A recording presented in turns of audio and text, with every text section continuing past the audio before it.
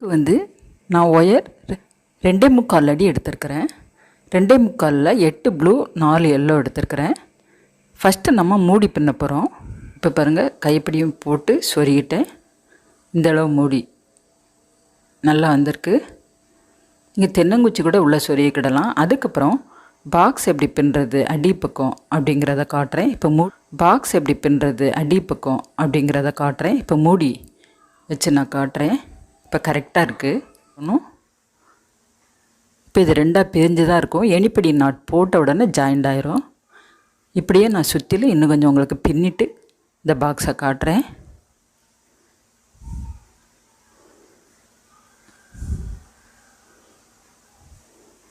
இப்போ பாருங்கள், நான் 5 லைன் போட்டிருக்கேன். இன்னும் ஒரு லைன் போடலாம். இன்னும் ஒரு லைன் ஃபுல்லாக நான் போட்டுட்டு உங்களுக்கு காட்டுறேன்.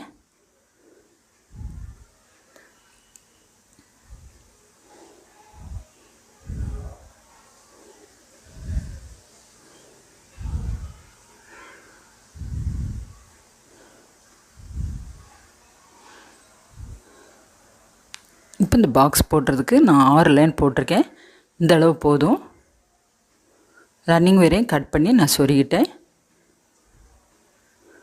பாக்ஸ் வந்து இந்த மாதிரி இருக்கும்.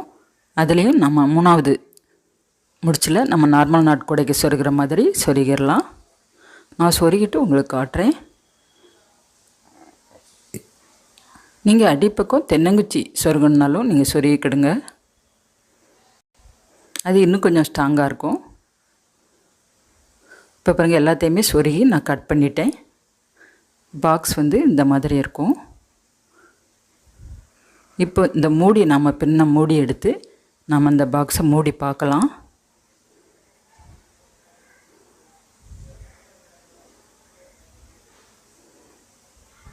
இப்போ பாருங்கள், மூடி போட்டுட்டேன்.